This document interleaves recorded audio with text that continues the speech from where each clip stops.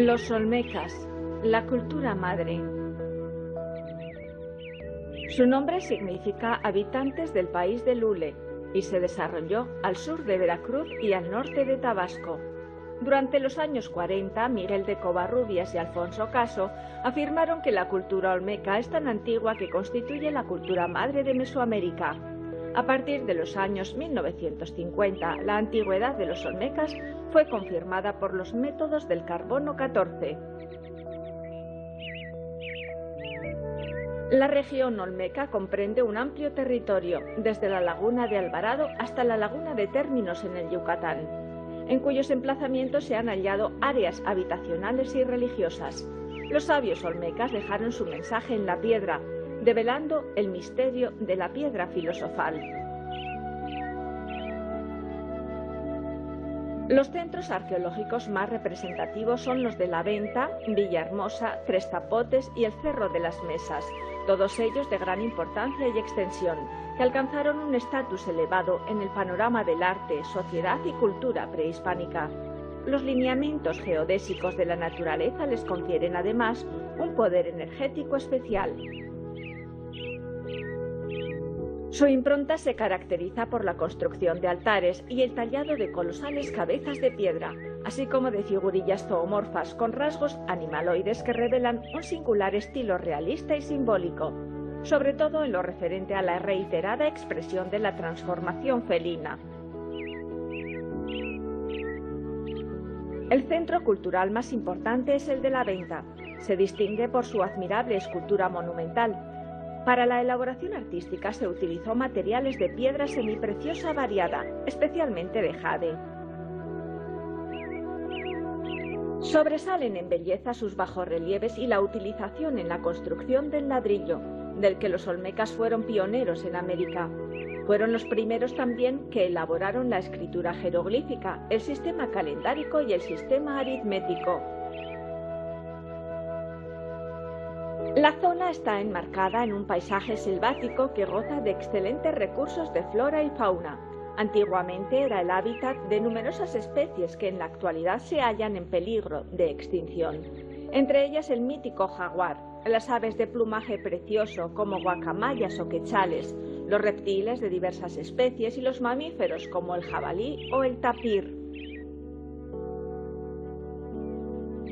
La civilización olmeca, a pesar de los numerosos hallazgos arqueológicos, sigue siendo muy mal conocida, constituyendo un enigma para la historia oficial, pues sus escasos testimonios escritos aún no han sido descifrados. Sin embargo, la Gnosis sabe que eran originarios de Temonchan, o lugar de la abundancia, es decir, del África o de la antigua Grabonzi.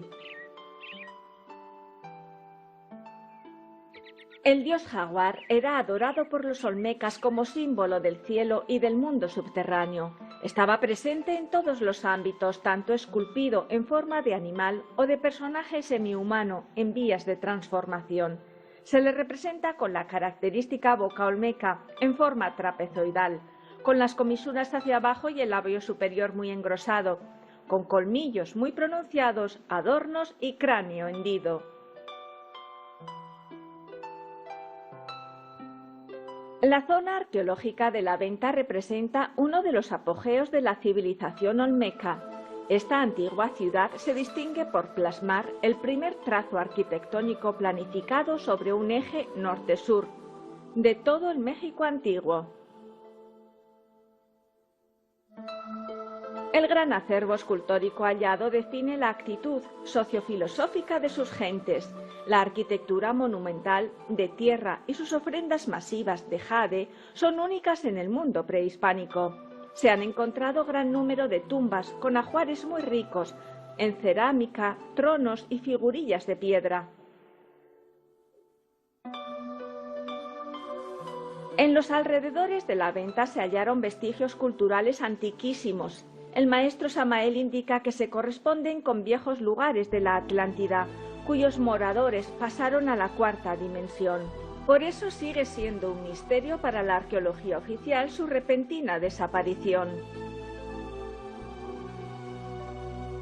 El nombre autóctono de la venta se desconoce. Sin embargo, por la tradición oral se sabe que este nombre proviene del hecho de que a finales del siglo XIX esta localidad se especializaba en la venta de madera.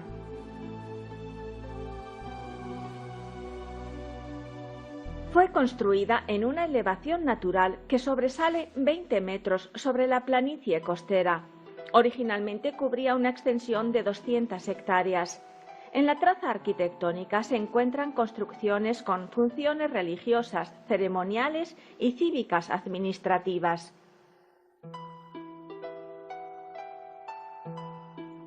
Los centros ceremoniales tenían función de ciudades. En ellos había edificaciones de tierra y de adobe, típicas de la zona costera, por lo cual no han perdurado. Se construyeron montículos con templos en la parte superior, lo que se podía considerar como precursores de las pirámides mesoamericanas. También se construyeron edificaciones en torno a patios centrales.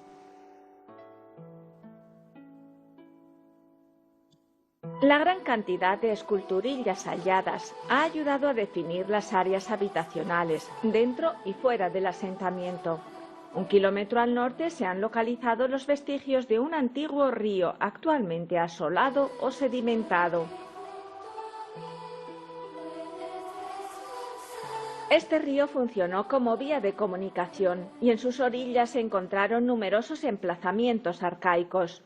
Los olmecas, además de acceder a ricas tierras aluviales de 3 cosechas anuales, tenían recursos acuáticos, lacustres, marinos, mamíferos y avícolas.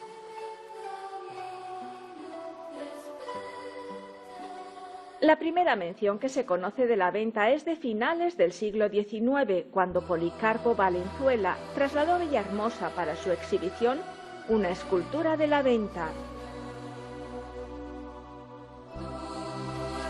Al inicio de los años 50, las obras de infraestructura de la explotación de recursos petroleros en la localidad afectó a la zona arqueológica, deteriorando algunos hallazgos.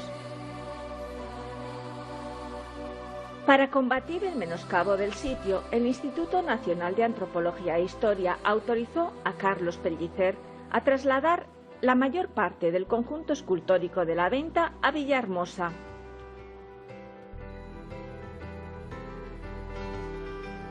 Destacan, además del gran número de cabezas colosales, una tumba, formada por columnas de basalto, cerca de la cual se encontró un sarcófago de piedra. La tumba contenía los restos óseos de 2 individuos jóvenes, cubiertos con cinabrio y ofrendas de objetos de jade, a una profundidad de 4 metros y debajo de 2 montículos hechos de adobe. Adjuntas había también 2 ofrendas masivas. El cinabrio es un compuesto con el que se embalsamaban a las momias de alto rango espiritual. Las ofrendas estaban formadas en bloques de piedra serpentina dispuestas en diseños abstractos.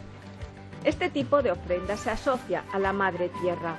La religión olmeca era politeísta. Adoraban a los dioses de los elementos de la naturaleza, en donde se manifiesta la esencia, potencia y presencia del Creador Padre del universo. Hay muchos animales totémicos, como el caimán, los sapos y los reptiles, que aparecen mezclados entre sí, cabezas de unos y cuerpos de otros, creando seres alegóricos. Los tótems son criaturas elementales que no han salido del Edén. Tienen poderes divinos porque disfrutan de conciencia despierta y los ponen al servicio de la humanidad, ya que se encuentran en la escala evolutiva de la ley del samsara. En la Edad de Oro, al comienzo de la actual raza aria, los olmecas tuvieron dirección teocrática, en ocasiones dinástica. Sus dioses estaban relacionados con los gobernantes divinos y con los señores de los centros ceremoniales. En una edad sin ego, el pueblo lo constituyen las almas inocentes, que deben ser instruidas por los dioses. Por lo tanto, hombres y dioses pueden convivir en armonía.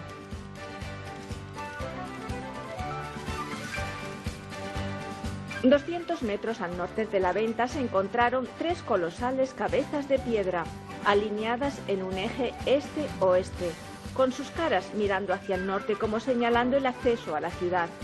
La piedra, piedra de tropiezo y roca de escándalo que los edificadores desecharon, ha venido a ser cabeza de ángulo.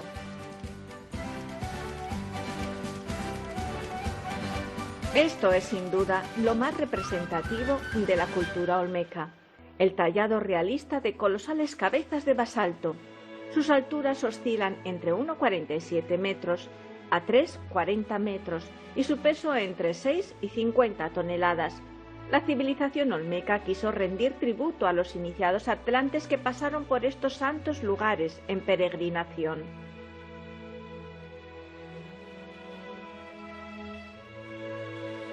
Dice el maestro Samael Aumbeor que no son por lo tanto gobernantes, sino alquimistas, iniciados o peregrinos espirituales que lograron fusionar la filosofía perenne con los pueblos aborígenes antes de que se produjera el cataclismo atlante.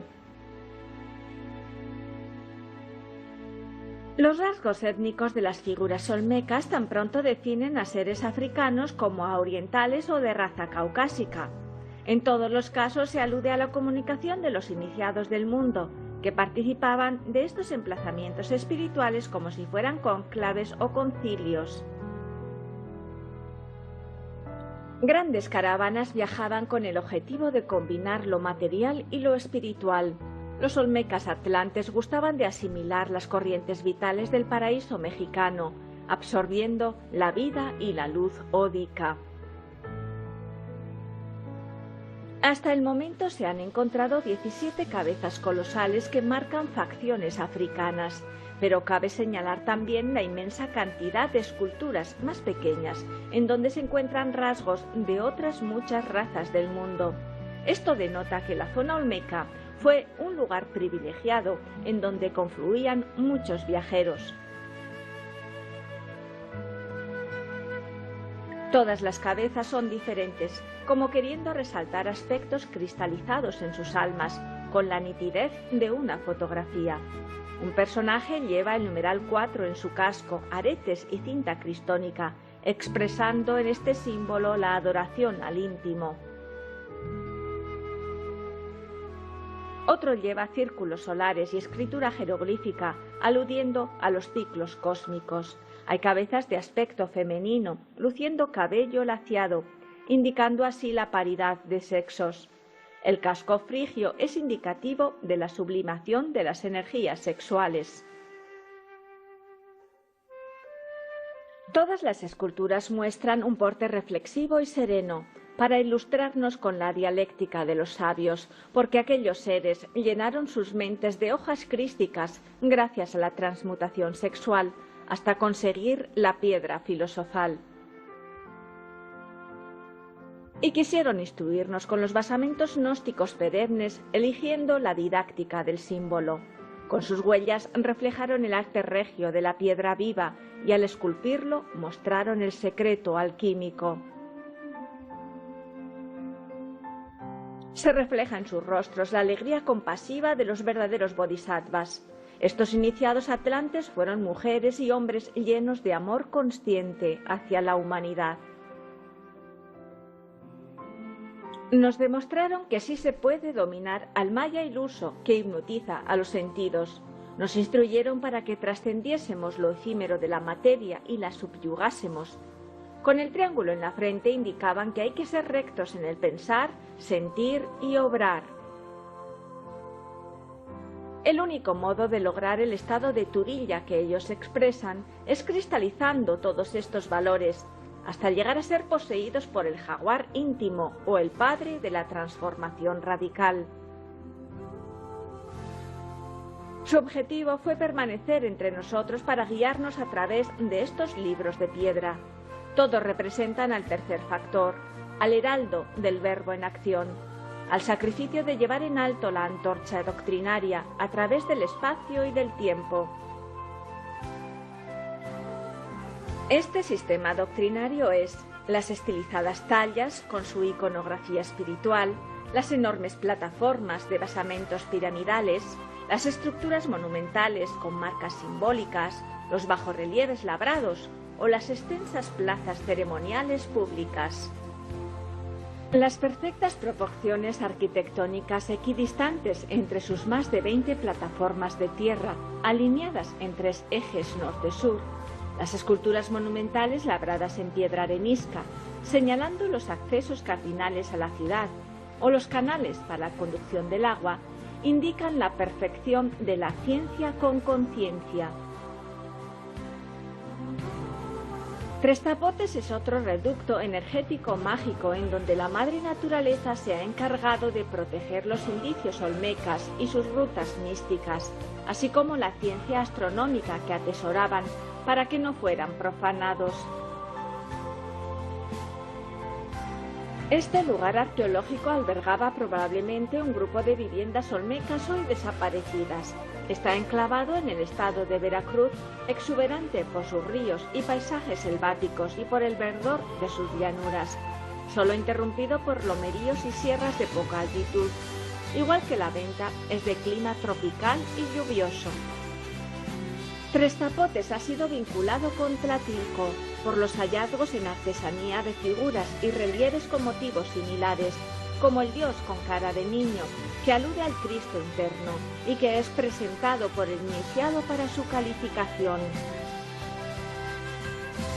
En el estado de Veracruz convergen dos culturas importantes, la totonaca y la olmeca, por lo que no es de extrañar que se hayan encontrado elementos artísticos que las definen a ambas. Las condiciones climáticas de gran humedad que predominan en el Golfo de México han impedido encontrar esqueletos olmecas en óptimas condiciones para su estudio. En la excavación de un cementerio de más de 400 tumbas se han encontrado pequeñas figuras o figurines que representan a ídolos antropomorfos y zoomorfos, elaborados de arcilla. Un ser anhelante otea el cielo para hallar las respuestas de la luz. Él aspira por la transformación. No es abstracto, sino muy concreto, porque la transformación es la misma vida. La creación del hombre espiritual es la creación del Hijo del Hombre. Dice San Pablo, primero es lo carnal y luego lo espiritual. Los sabios olmecas se esforzaron por ilustrarnos sobre este proceso del nacimiento segundo con todo lujo de detalles.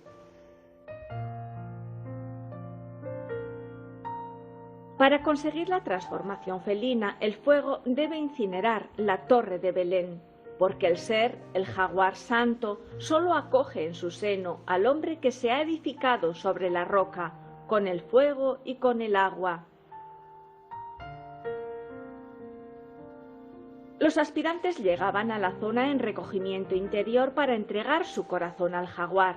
Como dice el maestro Huiracocha, quiero ser siempre un instrumento de Dios, su propio vehículo, y poner todo mi ser, toda mi capacidad y todas mis fuerzas a la disposición de los demás, de los que yo formo parte, una parte integral, para hacer la obra práctica en armonía con la fraternidad universal. El aspecto mitológico del jaguar imprime las características de agresividad y dignidad espiritual imprescindibles para recorrer el arduo sendero de la autorrealización, pues como dice el Evangelio crístico, el cielo se toma por asalto y solo los valientes lo han tomado. La fuerza combativa felina y su porte digno garantizan el éxito. Con la astucia y la ferocidad espiritual del jaguar se iba logrando en base a las pruebas iniciáticas el ascenso espiritual. El luchador olmeca, que muestra a un personaje barbado con brazos y piernas dobladas, tiene un aspecto realista, único en todo el arte prehispánico. Es el mismo conocimiento inescrutable que se desprende de los rasgos de la esfinge, paralelismo misterioso de personajes con idénticos tocados y comunes emblemas. Convertirse en jaguar era para los olmecas igual que para los egipcios aspirar a ser un osificado hijo de Osiris. En Tres Zapotes abundan las esculturas grandes y pequeñas asociadas a la cultura egipcia, tal como lo indica su atuendo, su cofia serpentina, postura, capa y elementos de adorno. Gracias al maestro Samael podemos comprender a estas figuras semejantes y comparables con las egipcias. Hay piedras zoomorfas que aluden a la resurrección de Osiris, tal como ocurre con el negro de Tres Zapotes. Él es como una pila energética que estimula el aura vital y hasta el cuerpo físico, sanando a los enfermos. Otra representación del negro es el mercurio en su estado bruto. Su efecto es captado por cualquier persona sensible. También los sacerdotes egipcios alineaban los puntos geodésicos positivos y negativos en los templos para activar el aura vital y las glándulas endocrinas. Así facilitaban el despertar de la conciencia y el acceso a la iniciación. Además, dentro de la didáctica del conocimiento espiritual, los olmecas practicaban ciertos yudos rúnicos o yógicos, con el fin de activar los chakras y conservar el cuerpo físico en las mejores condiciones para el adeptado. El uso del basalto, de la obsidiana, del cuarzo, de piritas y de todas las piedras duras, así como el jade, fue utilizado en la pequeña escultura, para expresar muchas posturas psicofísicas que implicaban una actitud de oración. Actualmente se está tratando de organizar este corpus de la gimnasia sagrada. Se han encontrado diversas posturas grabadas en alfarería o en figurillas. La cerámica es normalmente monocroma y sin gran variedad de tipología, de color negro y sin decoración elaborada. Los grandes científicos olmecas establecieron indicadores solares como observatorios astronómicos, de los cuales se conservan piedras triangulares en loma bonita, mientras que en la cuarta dimensión permanecen fieles los guardianes del lugar. Las piedras están vivas y los sacerdotes allí representados también. Por ello, en el peregrinar debemos guardar mucho respeto, para que se nos permita acceder al umbral de sus templos de luz. El iniciado neófito era devuelto a la luz tras haber pasado un periplo bajo tierra, incursionando en sus propios abismos atómicos o subconscientes para comprenderlo y hacerlo consciente. Era como la otra incursión del profeta Jonás dentro de la ballena alquímica o madre naturaleza, para recibir una iniciación superior de los hierofantes dentro de las fauces del jaguar cósmico. Los olmecas sabían polarizarse con la naturaleza para absorber y libar el néctar de su alimento, sabiéndose parte de ella y a su vez ser colaboradores por transmisión consciente. Tal dignidad sacerdotal imprimía un sello de realeza sobre los elementos. Con una mano tomaban a la serpiente, con la otra apuntaban al cielo. Ellos tenían el poder de entrar y de salir del Amenti egipcio, porque dominaban la cuarta dimensión. Igual que el Buda Sakyamuni era protegido por la Divina Madre Kundalini, también los olmecas sabían que solo por su mediación sería posible la autorrealización. El iniciado olmeca en su trono o altar indica este mismo poder serpentino, sobre lo oculto y sobre lo visible. La cuerda simboliza el hilo de Ariadna o conciencia cósmica que les permitía ser habitantes de los mundos paralelos. Los llamados altares o tronos son bloques de piedra trapezoidal con representaciones religiosas esculpidas en los laterales y que tienen un agujero del que sale un personaje, como emergiendo de su propia piedra filosofal. El nicho tiene la forma de una boca de dragón o de jaguar, porque el iniciado es devorado por su jaguar íntimo, que le da la potestad sobre el inframundo y sobre el supramundo. Las figurillas de alabanza y su indumentaria se asocian con el poder físico y espiritual, conseguido a base de sublimaciones dentro de su propia columna vertebral. Recientes investigaciones relacionan a la deformación craneana con razas de otros mundos. Sin embargo, también está asociada con el desarrollo de las glándulas de secreción interna.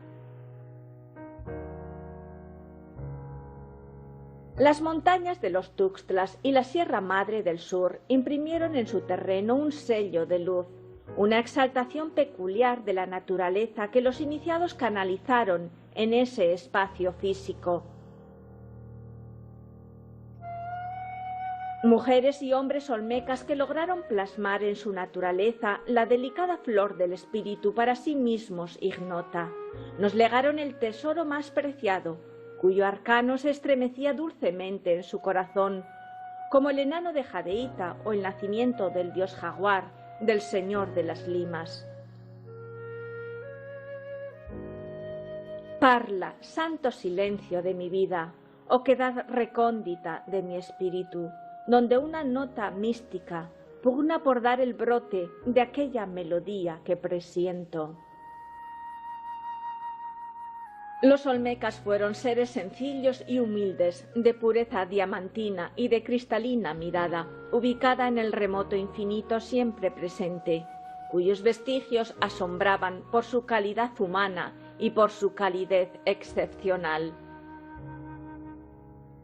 Igual que los matices del anochecer dibujan místicos perfiles, así brotaban de su ser las purísimas aguas de la renunciación y de la fe consciente. Ellos sabían que la vida fenoménica es transición. Vida, enfermedad, vejez o muerte solo tienen un objetivo. Es preciso que tus sentidos se vayan afinando, se vayan sutilizando, como los del artista, para que comiences a ver hacia adentro. Con la autocrítica y la destrucción del ego surge la conciencia. Hay en la escultura religiosa olmeca algunas figuras feas de extrañas criaturas y de monstruos aberrantes con estatura desproporcionada, cuyo significado precisamente es el agregado psicológico.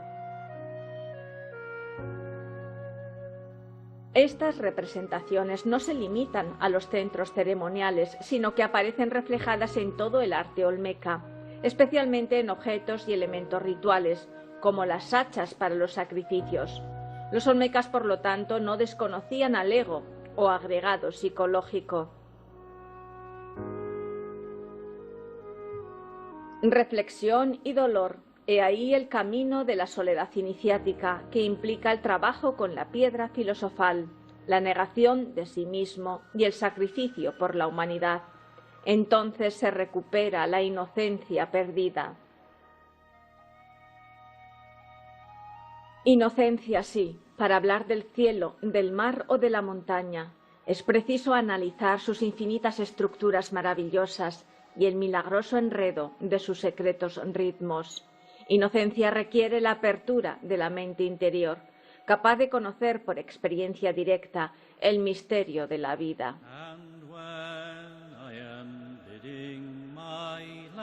Solo en la inocencia brotan las aguas atómicas puras, entre las cascadas o gónadas. Es el elemento mercurial del filósofo. Entonces surge, como por encanto, de entre la piedra del desierto, en respuesta al golpe de la vara de Moisés. En la vara vertebral, o vara de Moisés, se hacen los maestros por la Santa Cruz. La cruz olmeca está expuesta tanto en los objetos ornamentales como en los ritualísticos. Ella fue su emblema cotidiano y su elemento ritual. Fueron muchos los seres que lograron plasmar en sus almas paso a paso el entramado y misterioso sello de la creación individual interna. logrando pasar del primer estado iniciático de imitatus a adeptus. Estandartes, pelucas, tocados, máscaras, camisas de piel, fajas y cinturones, hachas, bustos, bastones de mando o pelotas de hule no son vanos. Ellos muestran los símbolos de los atributos internos. Desde 1970, Villahermosa es como un fabuloso museo-jardín botánico, al contener las obras olmecas. Hay máscaras de jade que aluden a los hijos del sol. Cubriendo su rostro, expresan el reflejo de la creación. El pez es otro símbolo que muestra el modus operandi del trabajo de la gran obra. Es el mercurio filosofal, imprescindible para tal cometido, que invita a la necesidad de la transmutación. El pez colocado sobre la cabeza, similar a la cobra egipcia, indica que las energías sexuales ya han sido sublimadas. Es el mercurio que viajó y llenó el cerebro de luz crística. Quien lo porte confirma su maestría. Paraísos de gloria para quien entra en su propia piedra. Dice el maestro Krumheller: sí, tú tienes una piedra. Mira en los bajos fondos de ti mismo, más allá de tu estulticia, incrustada en el muro de tu propia subconsciencia. Hay una piedra. Los olmecas dejaron en el arte de la piedra tallada un camino de luz que nos conduce hasta ella. Bruta, fría, impasible, con la dureza del más duro mármol, con tosquedad rocosa. La piedra vive allí, en la soledad de tu caverna, esperando el instante de ser labrada. Se te puede pasar la vida, este efímero tránsito, ignorando siempre su existencia, y ella habrá esperado inútilmente que tu interna mirada la haya descubierto en la monotonía de su larga espera. Si la dejas estar, si no la despiertas, si no la labras, si ha de continuar con ese sueño extático, cuando ya no existas, cuando dejes de ser, tornará al montón de tantas piedras como quedaron en el camino, yerto bagaje de los que hicieron como tú. Si en cambio no quieres que duerma, si tratas de despertarla porque un dolor o una pena honda dieron conciencia a tu vida, si intentas bucear dentro de ti mismo y consolarte con las grandezas de tu espíritu, para enjugar internamente tantas y tantas lágrimas que no pudieron secarse al exterior. Entonces, suspira profundamente, llama en el cerrado mesón de tus causas interiores y busca tu piedra. Es tosca e imperfecta, ¿verdad? Pues hazle saltar las primeras lascas para irla moldeando, pero hazlo con cuidado, con amor. Porque has aprendido a dominar tus sentidos, tanto internos como externos, porque eres hijo predilecto de la naturaleza y los dioses se conmueven, entonces comprendes que en la piedra que tocas está la rosa, el tesoro de tu alma. En la piedra labrada está la gran obra del ser, el secreto de los hombres verdaderos que oficiaban en el seno de la Madre Cósmica. Cada flor que tronches en mitad de su esplendor te ofrecerá otras tantas espinas para punzar tu carne reflexivamente. Sé sereno y escucharás la voz inaudita, el eco síntesis de todas las voces. Tus dos almas gemelas sustentan tu microcosmos, entonces estarás apto para aplicar tu oído al vasto pecho de la tierra y escuchar los 100.000 latidos de sus 100.000 corazones minúsculos. Ya eres tu propio rey. Pon una nota de silencio en tu agrio diapasón, el Sacta Santorum divino, que dentro de tu alma yace, esperando la palabra poderosa que rompa el hermetismo de su prieta cerradura. Tlaloc, el agua mercurial, y Quetzalcóatl, el azufre foático, salen de la piedra y vuelven a la piedra, en donde quedarán grabados todos los atributos del ser. Oh divino Tlaloc, señor del Tlalocan, en la formación de este conjunto podrá ocupar piedra alguna lugar distinto del que le está destinado.